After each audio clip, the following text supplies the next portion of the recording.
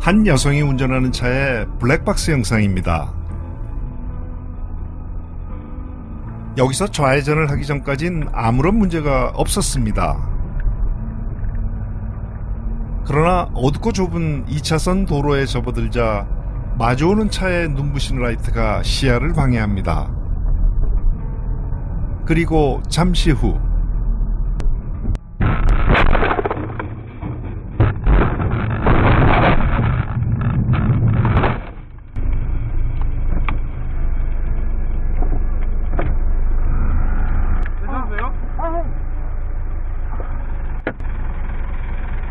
일단 내리시죠. 네, 문 좀 열어주세요.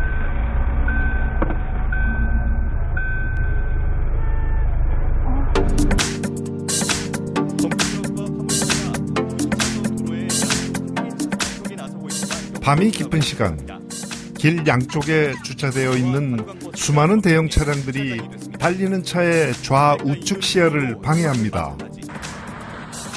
주택가 이면 도로에서부터 간선 도로변까지 무작정 불법 주차를 하고 밤을 새웁니다. 간혹 경찰의 단속 모습도 보이긴 하지만 그러나 날이 갈수록 이런 불법 주차와 불법 박차 대수는 점점 늘어만 갑니다. 서울 도심 대로변에 대형 트럭들이 불법 주차를 하고 있어서 이 후속하는 차량들에 의한 충돌 사고가 자주 발생하고 있습니다.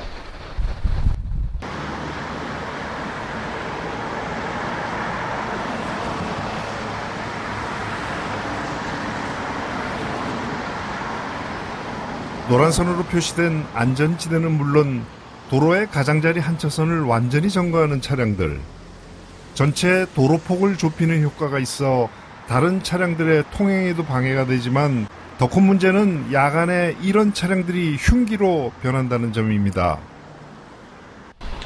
길가에 그 큰 대형 트럭들 대놓은 게 상당히 위험이 많습니다.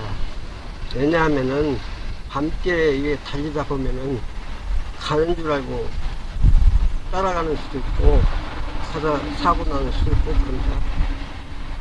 어떻게 해결을 좀 했으면 좋을까요? 근데 그런 건 기사님 보시기에는 제가 보기에는 그렇게 위험하게 대놓지 않고 뭐 한가한데 좀 저기 한 데 가서 대놓으면 좋겠습니다. 63빌딩이 바로 옆에 보이는 여의도 인근의 한 도로입니다. 이곳도 포크레인 등 건설 중장비의 불법 주차가 큰 문제입니다. 대형 차량들이 이렇게 불법 주차를 할 수밖에 없는 이유는 처음 등록할 때의 차고지가 현실적으로 너무 멀리 떨어져 있기 때문이기도 합니다.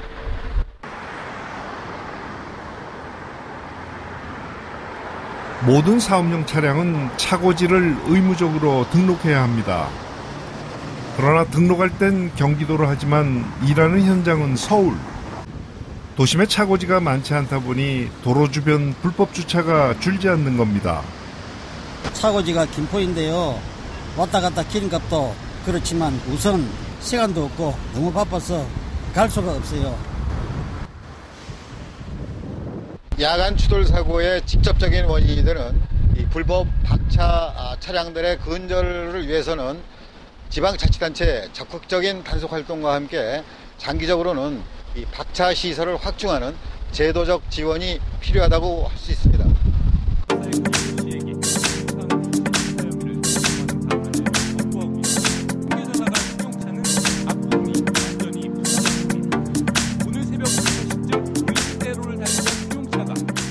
컴컴한 도로에 아무런 표시도 없이 주차한 차량을 미쳐보지 못하고 들이받는 이런 끔찍한 사고가 어젯밤에도 또 일어났습니다. 사고가 난 건 오늘 새벽 4시쯤 각 화물차 아래로 승용차가 밀고 들어 경찰은 정확한 사고 경위를 파악해 불법 주차한 화물 차주에 대한 사법 교통사고를 줄이기에 마련된 노란선 표시의 안전지대조차도 무용지물로 만드는 불법 주차와 불법 박차 차량들. 교통 흐름에 막대한 지장은 물론 끔찍한 사고의 원인 제공을 하는 대형 차량의 불법 박차와 주차를 막기 위한 실효성 있는 근본적인 대책을 빨리 찾아야만 합니다.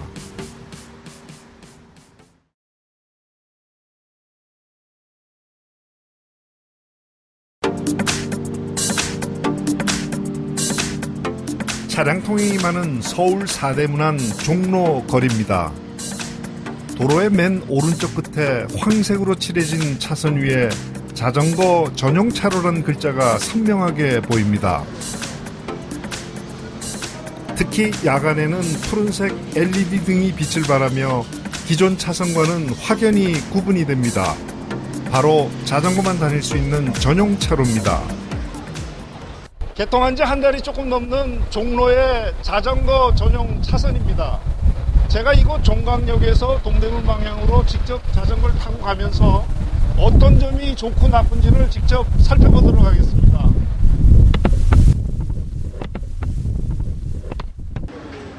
종로의 자전거 전용 차로가 시작되는 광화문 인근은 상태가 아주 좋습니다. 옆에 차량들이 막혀 서 있는데 반해 자전거 도로는 텅 비어서 제법 속도를 낼 수가 있습니다. 이 정도면 자전거가 차보다 훨씬 빠르고 탈만합니다. 달려보시니까 어떻습니까? 아니, 종로가 아닌 다른 도로는 이제 차랑 같이 빨간색 표시가 없이 같이 다녀야 돼가지고 조금 불안한 느낌이 있었는데 종로는 자전거 전용 차로를 만들어 놓으니까 다른 차들도 침범하지 않고 좀 안전하게 갈 수 있는 것 같고요. 출퇴근 시간도 훨씬 빨라진 것 같습니다.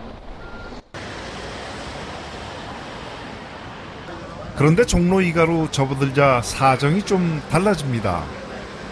자전거 전용 차로가 짐을 내리는 각종 차량들에 의해 점령이 되면서 이를 피해 달려야만 합니다. 인근에서 장사를 하는 상인들도 불만이 많습니다. 이 앞에서 장사를 하는 사람인데 그 자전거 도로가 생기고 나서 그 반경 10m 안에 이제 주차를 못하게 해서 그 반경 10m 안에 뭐 이렇게 자재를 받거나 그런 공간이 없습니다. 그래서 너무 불편하고 그런 공간들이 좀 마련이 된 상태에서 여기 자전거 도로가 생겼으면 그런 생각이 듭니다. 택시들도 자전거 전용 차로에서 승하차를 하기 때문에 달리는 자전거엔 역시 위험 요소가 됩니다.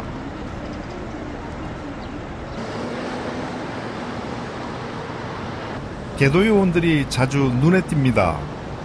서서 근무를 할 뿐 아니라 또 자전거를 직접 타고 다니면서도 개도 활동을 하고 있습니다. 개도 기간이 끝나는 7월 1일부터는 자전거 전용 차로에 방해를 주는 위반자들에겐 과태료가 부과됩니다. 서울시 교통정책은 차량 통행을 적극적으로 줄여 대중교통과 자전거 이용 현황을 늘리는 데 있습니다. 이것은 궁극적으로 미세먼지를 줄이는 역할도 하고요. 개통 후 한 달 동안 모니터링 해본 결과 자전거 이용 현황은 점점 증가하고 있는 추세입니다.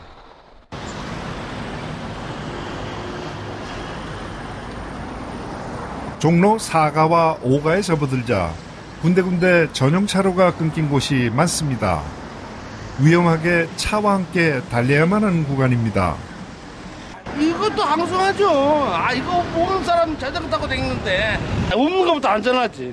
근데 문제는 지금 전용 차선이 있다가 지금 이렇게 여기는 끊겨버렸잖아요. 이런 거는 어떻게 생각하세요? 그럼 어쩔 수 없어. 그것도 이해 못하고 그것도 조심히 타야지. 그거는 조심해서 타면 돼요? 그러죠. 왜 이렇게 없는 것부터 있을 때는 또 좀 안전하고 없을 때 그럴 때는 좀 뭐 조심해서 타고. You can put here safety block, then more successful this way.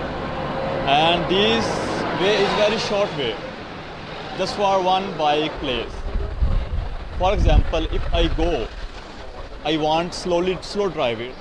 But behind you come fast driving, then this place just short place. 앞으로 가지 않는 교육도 정말 종로에 자전거 전용 차로가 생기기 전인 2017년부터 이를 찬성하는 사람들과 또 반대를 하는 사람들의 집회가 번갈아 가면서 여러 번 열렸습니다. 자전거의 이용을 활성화하고 자전거가 교통수단으로서 정착하기 위해서는 자전거 전용 도로가 필수라고 할 수 있습니다. 그러나 이 자전거 전용 도로를 건설하고 또 확대하는 과정에서 관련돼 있는 주체 당사자들에 대한 공감대 형성과 협의가 절대적이라고 할 수 있습니다. 종로뿐만 아니라 서울을 포함한 대도시 전역에 자전거 전용 차로가 필요한 건 분명한 사실입니다. 하지만 자전거를 타는 사람들뿐만 아니라 이로 인한 이해 당사자들의 의견도 충분히 배려하면서 모두에게 행복을 주는 도로가 되었으면 좋겠습니다.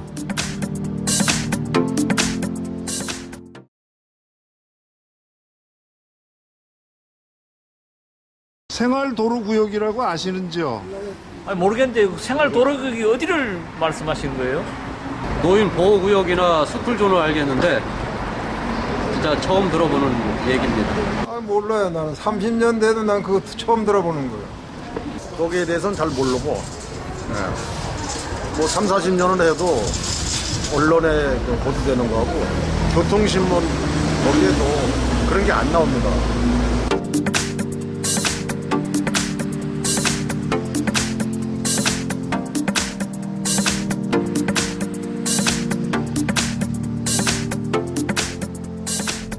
분명히 존재는 하는데 3, 40년을 운전하신 분들조차 잘 모르는 생활도로구역. 주로 2차선 미만의 이면 도로로서 주택가나 상가 또는 아파트 단지 옆의 도로가 대부분 해당됩니다. 우리가 자주 보는 이런 어린이 보호구역이나 실버존과는 또 다른 개념입니다. 이곳이 바로 생활도로구역으로서 보행자의 교통안전이 필요로 하는 구역을 의미합니다. 1982년 독일의 템포 30존에서 시작이 된 이 생활도로구역은 이제 대부분의 선진국들이 보행자 보호를 위해 시행 중이고 우리나라도 2009년에 이 제도를 도입했습니다. 하지만 아직도 이 내용을 잘 모르는 대부분의 운전자들은 이 생활도로구역에서도 과속을 일삼기 일쑤입니다.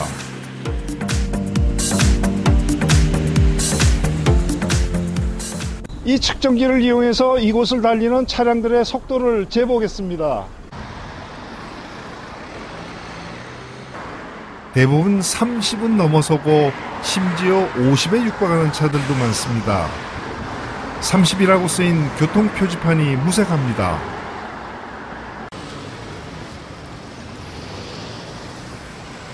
이곳도 주차 단속 카메라는 설치되어 있지만 과속 단속 카메라는 안 보입니다. 이 동네 차들이 좀 빨리 달려서 문제가 있지 않나요?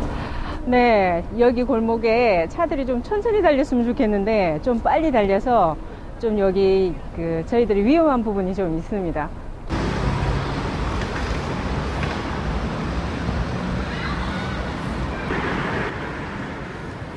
과속뿐만 아니라 무단 주차 역시도 생활도로구역의 또 다른 문제점입니다. 이렇게 도로 가장자리를 완전히 점령하기 때문에 오가는 차들이 중앙선을 침범하지 않을 수가 없습니다. 거기다 어린이가 차량 사이로 튀어나오면 사고로 연결되기 일쑤입니다. 또 다른 생활도로구역입니다. 이곳은 불법 주차 차량들 때문에 주민들의 민원이 상당히 많은 곳입니다. 주민 한 분을 만나보겠습니다. 지금 이 불법 주차 차량들 때문에 생활하시는데 불편이 상당히 많으시죠? 불편이 조금 많아요. 좁은 도로에 차를 세우면 안 되는데 저렇게 무작정 세워놓으니 사고 위험도가 높고 다니는데 아주 불편합니다.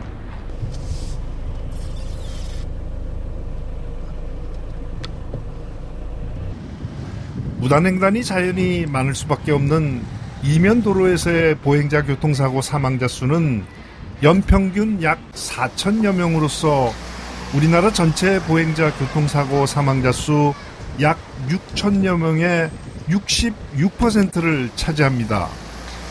생활도로 구역은 이면도로 전 구간으로 확대 지정할 필요가 있겠고요. 그 구간 내에 그 차량 감속을 위해서 그 가속 방지턱과 같은 그 안전시설물을 설치할 필요가 있겠습니다. 그렇게 하면 이제 전체적인 어떤 보행자의 사고 감소에 기여할 것으로 판단이 됩니다.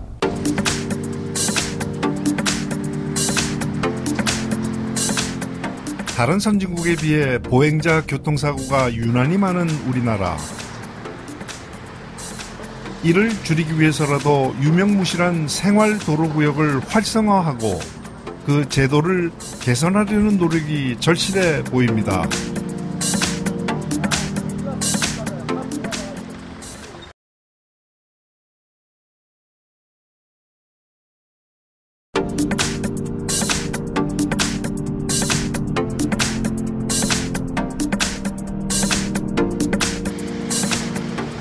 노란색과 흰색의 페인트가 칠해진 이것이 뭔지 아시죠?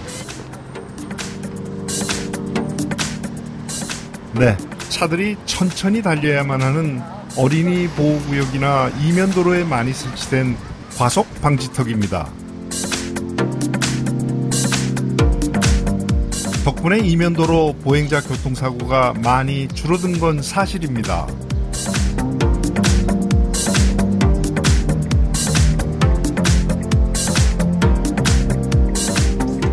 시속 50km까지 차들이 달릴 수 있는 경기도의 한 중소도시 4차선 간선도로입니다. 막히지 않는 구간에선 이렇게 차들이 속도를 높여 달리고 있습니다. 그런데 지금 보시는 이 광경은 좀 어색하지 않나요? 신호등 있는 교차로가 불과 10m 앞에 있고 보온식 횡단보도가 있는데도 불구하고 바로 앞에 과속방지턱이 또 설치되어 있어 운전자들에게 큰 불편을 주고 있습니다. 버스가 다니는 간선도로에 있는 과속방지턱. 설치돼선 안 될 장소에 설치된 이런 과속방지턱이 문제가 되고 있습니다. 시속 50km 미만의 방지턱이 있는 거는요, 갑자기 그게 나타나서 안전운전에 많은 지장이 있어요. 그건 좀 무리라고 생각합니다.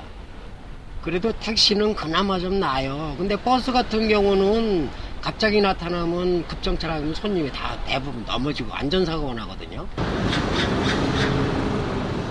승객들의 안전을 위해 이 버스는 아주 느리게 과속방지턱을 넘고 있습니다.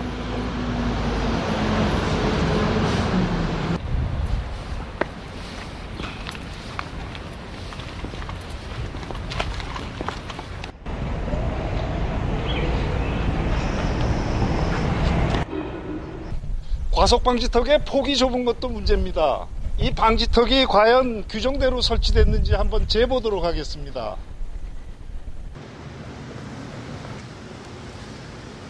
(2m 90입니다) 3.4m입니다. 네, 3.2m입니다. 3m 60cm의 설치 규정을 준수치 않은 겁니다. 이런 좁은 과속 방지턱은 시속 20km 이하로 서행을 해도 이렇게 차가 크게 요동칩니다. 전방에 과속 방지턱이 연속됩니다.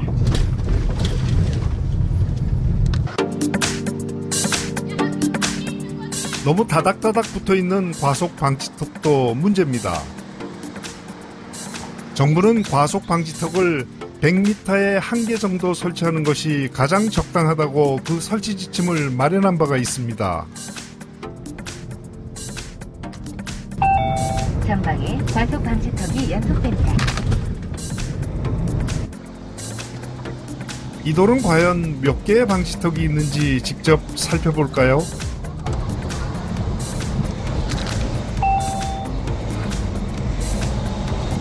(100m를) 가는데 무려 5개가 있습니다.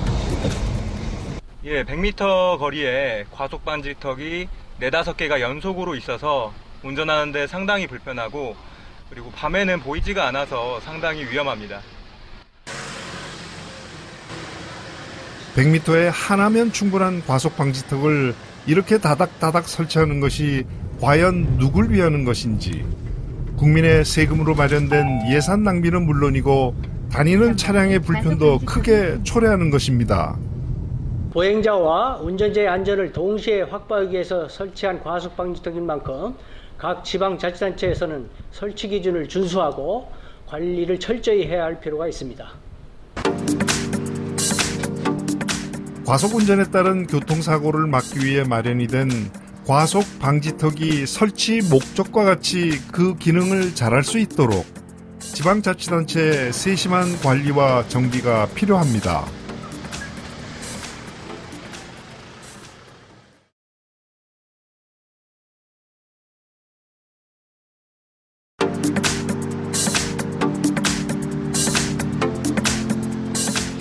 지금 보시는 이 사진들의 공통점을 발견하셨나요? 나무가지에 숨겨져 있고 비틀어져 있고 일방통행 표지판조차 제대로 보이질 않습니다. 또 도로의 진행 반대 방향으로 세워져 뒷면만 보이는가 하면 이렇게 풀숲에 꽁꽁 감춰진 교통시설물들도 있어 재구시를 전혀 못하고 있습니다. 서울시 여의도 윤중로입니다. 무성한 가로수 잎 사이에 표지판들이 파묻혀 있습니다. 지금 보시는 것처럼 어린이 보호구역 안전표지가 가로수에 가려서 전혀 보이질 않습니다. 운전자에게 정보를 제공해야 될 교통표지가 이렇게 보이지 않아서 재구시를 못하고 있는다면, 그런가 하면 이쪽에는 자동차가 또 가려서 교통안전표지가 전혀 보이지 않습니다. 결과적으로 가로수와 자동차에 가려서 교통안전표지가 운전자에게 정보를 제공하는 재구시를 하지 못하고 있는 그런 실정입니다. 요즘은 내비게이션 때문에 교통 표지판을 잘 보지는 않지만 저렇게 가려서 보이지 않으면 운전상에 막대한 그 문제가 될 수 있습니다. 서울시의 또 다른 도로입니다. 이곳 역시도 각종 교통 표지판들이 나무가지 사이에 파묻혀 있어 오른쪽과 왼쪽이 과연 어딘지 그 방향을 알 수가 없습니다. 이곳을 지나는 운전자들은 보이지도 않고 있으나마나한 교통 표지판에 대해서는 별로 관심이 없어 보입니다. 안 보이는 거는 어떻게 해결하면 좋을까요? 예, 운전을 하다 보면은 가로수 때문에 안 보이는 경우가 상당히 많습니다. 좀 위험 요소도 많고요. 그러면은 요 같은 경우에는 표지판 자체를 좀 더 키운다든가 도로 안쪽으로 좀 더 내서 해주셨으면 하는 바람입니다.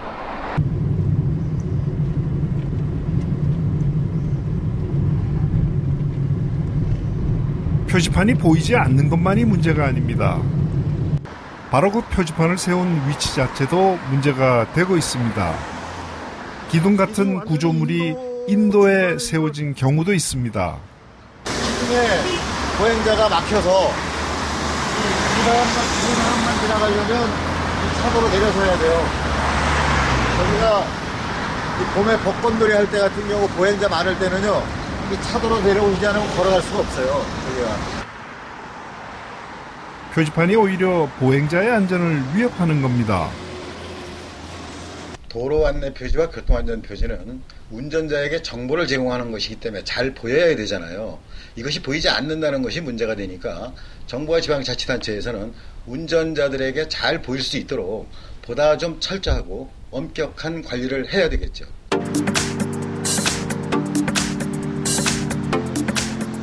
국민의 세금으로 세워진 각종 교통 표지판들. 관계당국의 보다 철저하고 세심한 관리가 필요합니다.